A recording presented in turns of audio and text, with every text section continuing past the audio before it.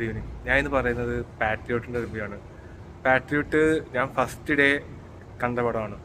അപ്പം നമ്മൾ ഏത് പടം കാണുമ്പോഴും അന്നത്തെ ദിവസം നമ്മൾ ജസ്റ്റ് ഒന്ന് കയറി റിവ്യൂ നോക്കും. അപ്പം അന്ന് റിവ്യൂ നോക്കിയപ്പം എനിക്ക് ഫുള്ള് നെഗറ്റീവ് റിവ്യൂസാണ് കിട്ടിയത്. പക്ഷേ ഞാൻ എന്തായാലും മമ്മൂട്ടിയും മോഹൻലാലും ഒരുമിച്ച് അഭിനയിക്കുന്ന, കുറേ നാൾക്ക് ശേഷം ഒരുമിച്ച് അഭിനയിക്കുന്ന ഒരു സിനിമ എന്നുള്ള നിലയിൽ ടീസറും കാര്യങ്ങളൊക്കെ അത്യാവശ്യം എക്സ്പെക്റ്റേഷൻ ഉള്ള ഒരു ടീസറായിരുന്നു. പിന്നെ പടത്തിലേക്ക് വരാം. പടം ഞാൻ എക്സ്പെക്റ്റേഷൻ ഇല്ലാതാണ് അതുകൊണ്ട് പോയി കണ്ടത്. കാരണം റിവ്യൂസും കാര്യങ്ങളൊക്കെ അത്യാവശ്യം എനിക്ക് നല്ലൊരു പോസിറ്റീവ് റിവ്യൂസ് എനിക്ക് എവിടെ നിന്നും കിട്ടിയിട്ടില്ല. പിന്നെ ഞാൻ എന്തായാലും ഓക്കെ ഒന്ന് പോയി കാണാം എന്നുള്ള രീതിയിൽ പോയി കണ്ടു. ഈ റിവ്യൂയോടെ പോയി കണ്ടുകൊണ്ടാണ് എനിക്ക് പടം എനിക്ക് ഓക്കെയാണ്, പടം ഫൈനായിരുന്നു. എനിക്ക് എന്താണ് അവർ പറഞ്ഞ അത്ര ഒരു നെഗറ്റീവ് ഫീഡ്ബാക്ക് എനിക്ക് ഈ പടം കണ്ടതിന് ശേഷം എനിക്ക് തോന്നിയില്ല. പിന്നെ നമ്മൾ ഇപ്പം ഈ കൂടുതലും ഈ പടത്തെക്കുറിച്ച് ഇപ്പം നെഗറ്റീവ് റിവ്യൂ അല്ലെങ്കിൽ വിമർശിക്കുന്നവരെ കുറ്റം പറഞ്ഞ കാര്യമില്ല. കാരണം ഈ പടത്തിൽ അഭിനയിച്ചിരിക്കുന്ന ഇപ്പം മലയാളം ഇൻഡസ്ട്രിയിൽ, മൂവി ഇൻഡസ്ട്രിയിൽ ലീഡിങ്ങും ഏറ്റവും സീനിയറും ആയിട്ടുള്ള രണ്ടാൾക്കാരാണ്. അപ്പം തീർച്ചയായും അവരുടെ എക്സ്പെക്റ്റേഷൻ, അതിനൊത്ത ഒരു എക്സ്പെക്റ്റേഷൻ അവർക്ക് എന്തായാലും ഉണ്ടാവും. കാരണം ഇപ്പം ഇൻഡസ്ട്രിയിലും ലീഡിങ് ആക്ടേഴ്സ് അല്ലെങ്കിൽ ഒരു മൾട്ടി സ്റ്റാർ പടത്തിൽ നിന്ന് അവർക്ക് കിട്ടുന്ന ആ ഒരു സംഭവം ഇവിടെ കിട്ടിയിട്ടുമില്ല.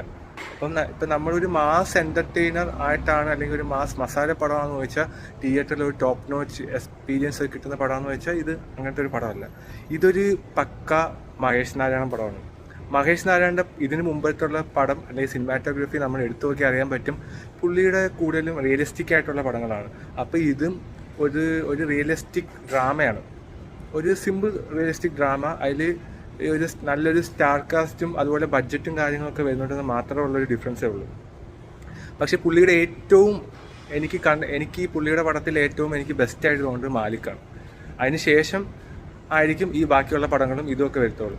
അപ്പം ഈ പടത്തിലേക്ക് വരുവാണെങ്കിൽ ഫസ്റ്റ് ഹാഫ് ഒരു നോർമലായിട്ട് പോയി. സെക്കൻഡ് ഹാഫ് എനിക്ക് വന്നപ്പം കുറച്ച് സംതിങ്, ഇതിൻ്റെ മേക്കിങ്ങും കാര്യങ്ങളൊക്കെ വേറെ ലെവലാണ്. ഒരു ഇൻ്റർനാഷണൽ അല്ലെങ്കിൽ ഒരു ഇൻ്റർനാഷണൽ മൂവി ആ ഒരു രീതിയിലാണ്, ഒരു നമ്മൾ എന്താണ് ഒരു ഹോളിവുഡ് മൂവി ആ ഒരു രീതിയിലൊക്കെയാണ് ഇത് എടുത്തു വെച്ചേക്കുന്നത്. പക്ഷെ സ്റ്റോറി എനിക്ക് കുറച്ചുകൂടി ഒന്ന് കൺവിൻസിങ് അല്ലെങ്കിൽ കുറച്ചുകൂടി കണക്റ്റ് ആക്കുന്ന ആ ഒരു രീതിയിലേക്ക് എത്തിക്കാമായിരുന്നു എനിക്ക് തോന്നി. പിന്നെ ഇതിലെ ക്യാരക്ടേഴ്സ് എടുക്കുവാണെങ്കിൽ ഫഹദ് ഫാസിലൊക്കെ എന്തുവാണ് മത്സരിച്ചാണ് അഭിനയിച്ചത്. ആസ് യൂഷ്വൽ ഫഹദ് ഫാസിൽ എനിക്ക് പല സ്ഥലങ്ങളിലും ഒരു കോമ്പീറ്റിംഗ് ആയിട്ട് ഇപ്പം മത്സരിച്ച് അഭിനയിക്കണമെന്ന് തോന്നി. പിന്നെ എനിക്ക് ഇൻട്രസ്റ്റിംഗ് ആയിട്ട് തോന്നിയത് അല്ലെങ്കിൽ എനിക്ക് ഏറ്റവും ടച്ച് ചെയ്ത കഥാപാത്രം മോഹൻലാലിൻ്റെയാണ്. മോഹൻലാലിൻ്റെ കഥാപാത്രം പുള്ളി ചെയ്യേണ്ടിയിരുന്നില്ല.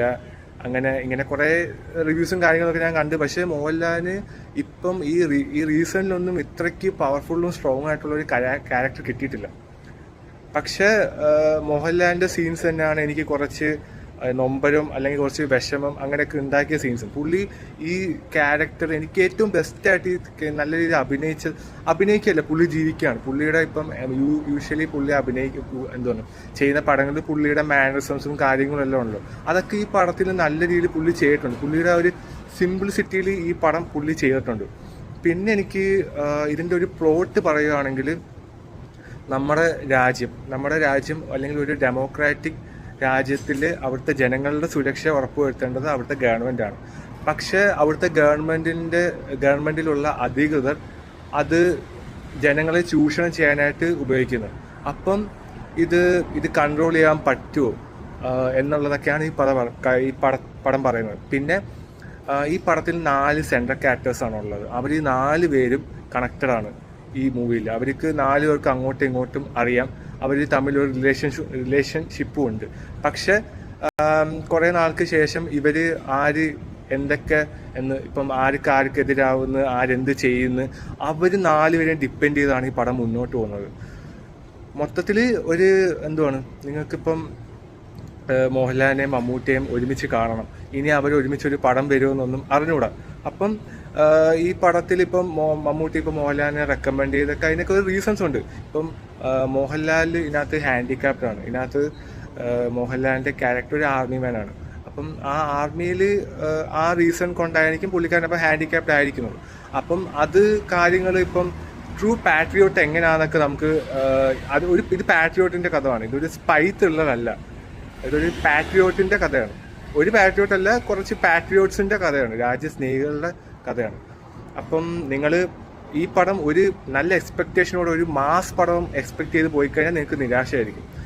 പിന്നെ ഒരു നോർമൽ അല്ലെങ്കിൽ ഒരു എക്സ്പെക്റ്റേഷൻ ഇല്ലാതെ ഓക്കെ ഒരു നോർമൽ മൂവി നമുക്ക് പോയി ഒരു മഹേഷ് നാരായണൻ്റെ ഒരു പടം കാണാമെന്നുള്ള രീതിയിൽ പോവുകയാണെങ്കിൽ ഓക്കെ നിങ്ങൾക്കൊരു ഫൈനായിട്ടുള്ള എക്സ്പീരിയൻസ് ഈ പടത്തിൽ നിന്ന് കിട്ടും. ഓക്കെ, അപ്പോൾ എന്തായാലും നിങ്ങൾ പടം കണ്ടിട്ട് ഇതെൻ്റെ എൻ്റെ അഭിപ്രായം മാത്രമാണ് ഇതിൽ. ഞാനിപ്പോൾ ഇങ്ങനെ ആയിരിക്കും എല്ലാവരുടെയും അഭിപ്രായം, അല്ല ഇതായിരിക്കും പടം എന്നൊന്നും പറയാൻ പറ്റില്ല. അപ്പോൾ നിങ്ങളുടെ അഭിപ്രായം ഉണ്ടെങ്കിൽ നിങ്ങൾ അതും പറയുക, കമൻസ് ഉണ്ടെങ്കിൽ കമൻസ് ചെയ്യാം. Okay, thank you.